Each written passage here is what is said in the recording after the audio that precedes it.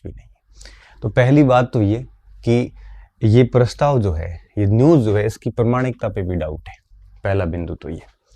दूसरा बिंदु, चलो मान भी लें कि ये न्यूज़ प्रामाणिक है और हम ये मान लें कि ठीक है, ऐसा मंत्री जी ने कहा है, 2-3 भाषण में भी मैंने भी सुना है, तो ये सब चलो मान लेते हैं कि ये सत्य भी है, मान लो सच भी है। तो इस खबर में प्रैक्टिकली ये कितना लागू हो सकती है? देखिए, मैं एक और आपको बात बताऊं। तो राष्ट्रीय शिक्षा नीति आई, नेशनल एजुकेशन पॉलिसी, उसमें स्पष्ट रूप से एक प्रावधान लिया गया है कि अब शिक्षक की हर परिस्थिति में पात्रता आवश्यक है, पात्रता परीक्षा पास करना, चाहे वो ग्रेड फर्स्ट हो, चाहे वरिष्ठ अध्यापक हो, चाहे अध्यापक हो।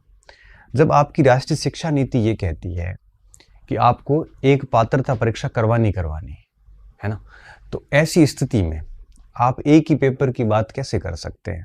क्योंकि अभी तो इन दिनों ये भी चला था कि सेकंड ग्रेड और फर्स्ट ग्रेड के लिए भी एक परीक्षा तो होती है, उससे पहले पात्रता करवाई जाए, क्योंकि राष्ट्रीय शिक्षा नीति ये कहती है ना। तो बहुत राष्ट्रीय शिक्षा नीति के अगर अपन मानक देखें तो उसके बेस पे पॉसिबल ही नहीं है कि पात्रता परीक्षा की बेस पे मेरिट बना के और रिजल्ट निकाल के और नियुक्तियां दी जाए। पहले हुआ था, लेकिन उस सिस्टम में बहुत कमियां रही थी और उन कमियों को ठीक करने के बाद ही नया सिस्टम पिछले साल 2 पेपर किए थे। तो इस हिसाब से ऐसा लगता है कि ये जो बात कही गई है एक परीक्षा की, ये बिल्कुल भी पॉसिबल नहीं है ग्राउंड पे, बस प्रस्ताव ही रखा गया। और अगर होता है तो क्या होता है वो भी अपन आगे बात करेंगे। पहली। दूसरी बात कि राष्ट्रीय शिक्षा नीति में पात्रता का प्रावधान है, तो 2 पेपर है वो पॉसिबल है। तीसरी बात, नया पैटर्न क्या हो सकता है? देखो, कुछ तो नया होगा, ये तो तय बात है। ऐसा नहीं है कि पुराने पैटर्न से होगा, क्योंकि सरकारें जब भी आपकी बदलती है तो अपना पैटर्न लागू करती है। अब जो नया पैटर्न होगा उसमें क्या हो सकता है, मैं आपको एक और बात बताऊं। नया पैटर्न जब भी आता है वो बिल्कुल यूनिक होता है। आप ये मान के चलिए, कभी ऐसा नहीं होगा कि पुराने पैटर्न्स वापस लाए जाएं। बहुत नगण्य चांस होते हैं, क्योंकि पुराने पैटर्न में कई खामियां रही होगी, तभी उसको हटा के नया पैटर्न लाया गया। जैसे एक भर्ती थी जिसमें अंकों की, रीट के अंकों के आधार पे प्लस 10वीं 12वीं की मार्कशीट जो है वो उसके वेटेज निकाले गए थे। देखो, मैं आपको बताता हूँ, इसमें एक आई थी, शायद इसमें लिखा नहीं है तो मैं आपको बता देता हूँ। उसमें ये था कि जैसे 16-17 के आसपास वैकेंसी आई, फिर उसमें लगा कि परसेंटेज हर यूनिवर्सिटी में अलग अलग अंक देते हैं, हर बोर्ड में अलग अंक होते हैं, तो इसमें क्या होता है, थोड़ी सी दिक्कत आ रही थी। तब उसके बाद अगली वैकेंसी आई, उसमें परसेंटेज की बाध्यता खत्म की गई और कंप्लीट रीट के बेस पे भर्ती निकाली गई। तो जब रीट के बेस पे आई तो उसमें 2 विसंगति आई। पहली विसंगति ये आई कि पुराने जो रीट आए और अब नया रीट हुआ, नंबर में गैप रहता है। हर रीट के पेपर का लेवल भी सेम नहीं होता, कई बार आसान पेपर होते हैं, कई बार कठिन होते हैं। तो ऐसे में आप दोनों पेपर के समान अंक मान के मेरिट कैसे निकाल सकते हैं? तब वो सिस्टम भी ख़त्म किया, है ना। वो सिस्टम ख़त्म करके कहा गया कि भाई नई रीट करेंगे और नई रीट में जो भी जितने नंबर लाएगा उसके बेस पे उसको किया जाएगा। ठीक है, तब नई रीट करी इन्होंने। उसके बाद उसका पेपर आउट हुआ और उसमें बहुत सारी विसंगतियाँ देखने को मिली। तब वो रीट हटाई और फिर तीसरा नया पैटर्न लाया, जिसमें रीट को केवल पात्रता माने और आजीवन मान लिया गया। तो उसने एक बार रीट पास कर ली, जीवन भर उसके पास रहेगी, नेट की भांति। और फिर मुख्य परीक्षा कर दी गई और मुख्य परीक्षा के मार्क्स के बेस पे मेरिट बना के पिछली भर्ती में ज्वाइनिंग दी, जिसकी काफ़ी तारीफ हुई थी। और बेहद अभी तक की जितने भी पैटर्न आ रहे थे उसमें सबसे बेस्ट पैटर्न था पिछला, जिसमें रीट प्री और रीट मुख्य 2 परीक्षाएं करवाई गई। उस सिस्टम में कोई कमी नहीं है। ये मैं बात इसलिए बताना चाह रहा हूँ कि जब भी कोई नया पैटर्न आता है तो उसमें एक यूनिक सिस्टम आता है, पुराने पैटर्न रिपीट नहीं होते, उसमें नया पैटर्न से यूनिक पैटर्न। हाँ, ऐसा कुछ बार हुआ भी है जिसमें पुराना पैटर्न रिपीट किया, लेकिन वो पहले चल जाते थे। आज का दौर तकनीकी का दौर है, विद्यार्थियों को एक एक बात की जानकारी होती है, सोशल मीडिया पे न्यूज़ वायरल होती है, बहुत सारी चीज़ें, चैलेंजेस होते हैं गवर्नमेंट के सामने अध्यापक भर्ती परीक्षा करवाना। तो एक यूनिक पैटर्न होगा, जो नया पैटर्न होगा, जो भी पैटर्न होगा वो यूनिक होगा। लेकिन इस यूनिक पैटर्न में हमेशा ध्यान रखना कि पिछले से वो ठीक किया जाएगा, खराब नहीं किया जाएगा, तो वो बेहतर होगा।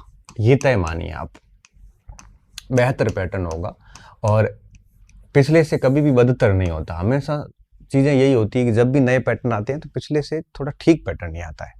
ठीक है, उससे वर्स्ट पैटर्न कभी नहीं आते।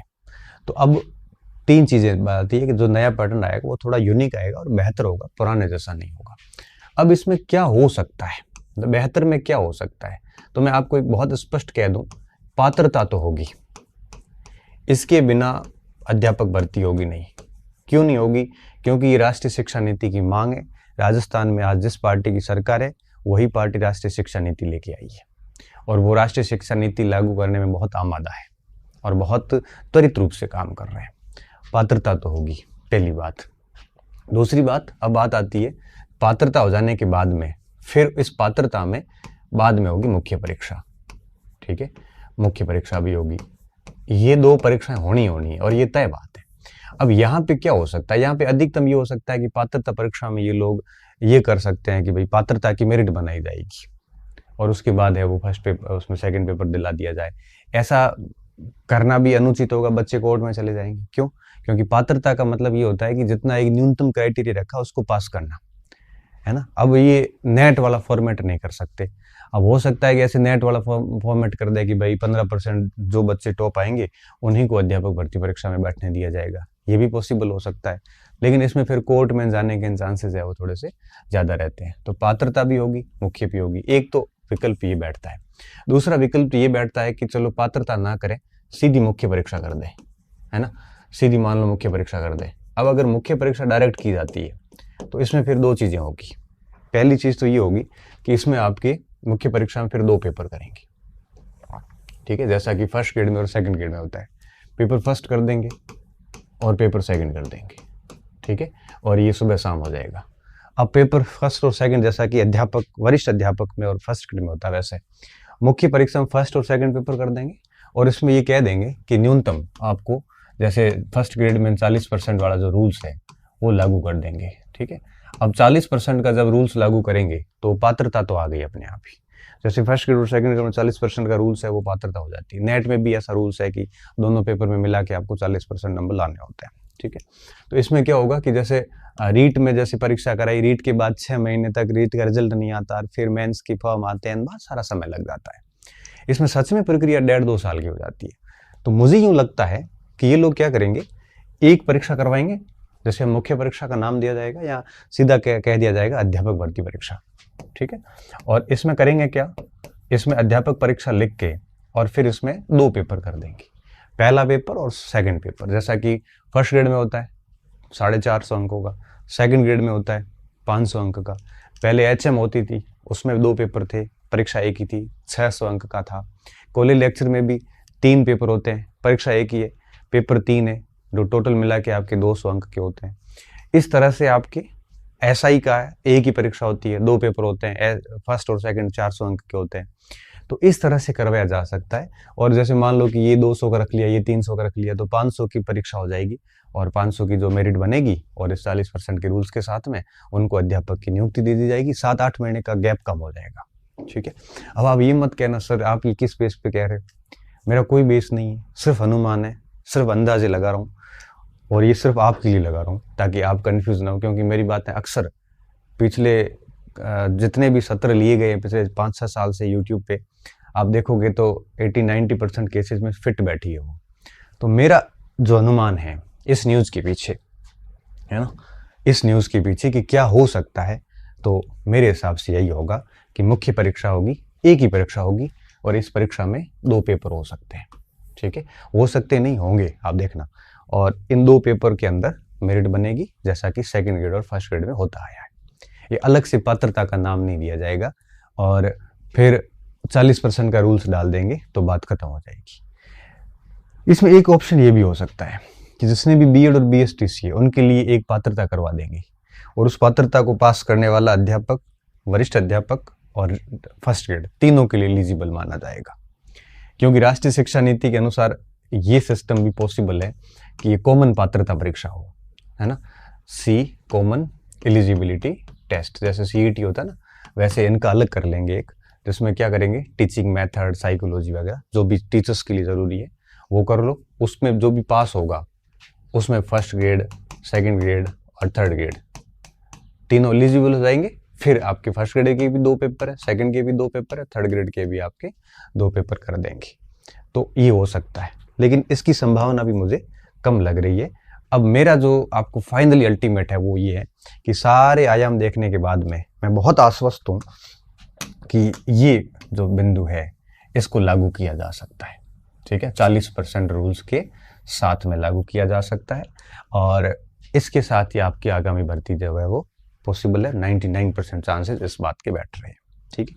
इसलिए आपको बिल्कुल भी नहीं घबराना है, क्योंकि 2016 से 18 वाला सिस्टम ठीक था, क्योंकि परसेंटेज में तो बहुत सारे लोगों के साथ में अत्याचार हुआ था। 18 के बाद जो 22 वाला सिस्टम आया वो उससे बेहतर था, कम से कम मुख्य परीक्षा दे के बाद से आए थे, और मुझे लगता है कि ये सिस्टम पिछले वाले से भी बेहतर है, ठीक है। तो ये पोर्शन होगा, आप निश्चिंत रहिए, इसमें कुछ भी गलत नहीं है। 2 पेपर आपको मिल जाएंगे, रीट और इसका ज़्यादा आपको इंतज़ार नहीं करना पड़ेगा, अलग अलग तैयारी नहीं करनी पड़ेगी, एक ही तैयारी में दोनों पेपर आपके तैयार हो जाएंगे। ये तो होगी बात। और अब आता हूँ मैं अगले और लास्ट पॉइंट पे। इतना जानने के बाद अब आपको भटकाव नहीं लाना। अब आप ये कह सकते हो सर मैं पढ़ रहा हूँ पिछले 7-8 महीने से रीट मुख्य परीक्षा और उसकी तैयारी कर रहा हूँ सर, फिर मेरी तो तैयारी बर्बाद हो जाएगी। देखो मैं आपको एक बात बता देता हूँ, इस परीक्षा में मनोविज्ञान 101% रहेगा। इस परीक्षा में राजस्थान का जो GS है ये 100% रहेगा। इस परीक्षा में शिक्षण विधियां आपके 101% रहेगी। इस परीक्षा के अंदर आपके अगर L1 के स्टूडेंट है तो आपके वो पर्यावरण का जो भाग है वो 100% रहेगा। अगर आप L2 के स्टूडेंट है तो डेफिनेटली आपके जो विज्ञान का भाग है वो, या फिर आपके सामाजिक है तो सामाजिक का भाग 101% रहेगा, ठीक है। तो अब आप ये समझ लीजिए कि आप अभी भी यही पढ़ रहे हैं, क्योंकि देखो अगर आप रीट के हिसाब से पढ़ रहे हैं तो यही 5 पोर्शन पढ़ रहे हैं, लैंग्वेज एक्स्ट्रा पढ़ रहे हैं।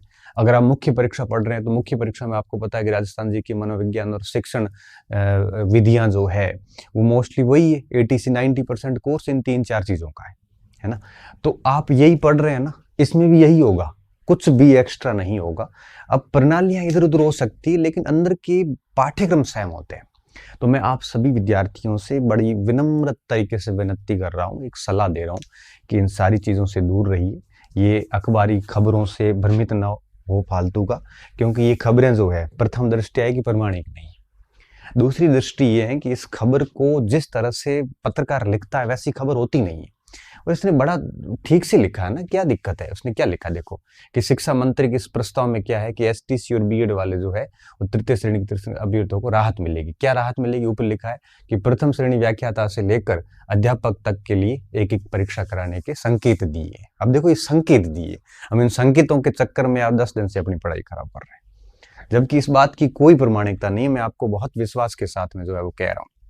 नीचे लोग जुड़ गए कि शिक्षक भर्ती के लिए एक ही फॉर्मूले से परीक्षा कराए जाने से बेरोजगारों को सीधे तौर पे राहत मिलेगी। अब जिसने भी ये सब चीजें जो बोलते हैं उनको भी एग्जैक्ट पता नहीं होता है कि क्या करने वाले हैं, ठीक है, बच्चे कंफ्यूज हो जाते हैं। इसलिए मैं आपको कहूंगा कि आप लोग अपने मनोविज्ञान को बढ़िया से तैयार करके रखें। आप अपने राजस्थान के जनरल स्टडी जो है जिसमें राजस्थान का इतिहास, संस्कृति, राजस्थान का भूगोल, पॉलिटी, ये सब जबरदस्त तैयार करके रखें। आप अपने टीचिंग मेथड्स हैं, चाहे वो हिंदी के हो, चाहे इंग्लिश के हो, चाहे पर्यावरण के हो, चाहे आप अपने विषय के विज्ञान के हो, चाहे सामाजिक के, वो बढ़िया से पढ़ के रखें। आप L1 के हैं तो पहली से 5वीं तक की जो किताबें हैं उनके सिलेबस टॉपिक को और एडवांस रूप से तैयार करके रखें। अगर आप L2 के हैं तो इनके साथ साथ में आप अपना विज्ञान और सामाजिक विज्ञान जो है ये 10वीं 12वीं तक की किताबों तक का बढ़िया से तैयार करके रखें, तो निश्चित तौर पे आपका ये सिलेबस तैयार हो जाएगा। फिर जैसे ये नया पैटर्न आएगा कि एक ही दिन में 2 पेपर करवा के अध्यापक भर्ती समाप्त हो जाएगी, वो शानदार पैटर्न आएगा। तो आपको क्या करना होगा, इनमें से ही यही सारी चीजें होगी। अब कुछ एक्स्ट्रा कोई 5-7 पार्ट होंगे तो ये तो सब तैयार होंगे, एक्स्ट्रा वाली लिस्ट बना के वो बाद में तैयार कर लेना। और ये तो होता है तो मैं तो मानता हूँ कि बहुत शानदार हो रहा है, ठीक है। इससे क्या होगा कि जो आपके 2nd ग्रेड की बच्चा तैयारी कर रहा है वो अध्यापक के लिए भी रेडी रहेगा, क्योंकि सामाजिक का सेम होगा, हिंदी का सेम होगा, है ना, भाषा भी सेम होगी। इसलिए आप बिल्कुल निश्चिंत रहिए। आप ये मैं आपको कह सकता हूँ कि क्या नहीं होगा ये मैं अच्छे से कह सकता हूँ।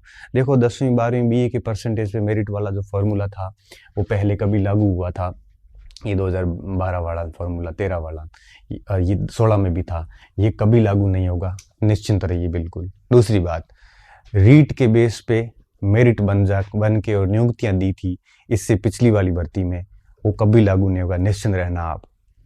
पिछला जो पैटर्न है जिसमें एक पात्रता और दूसरी मुख्य परीक्षा, इसमें चेंजेस होगा।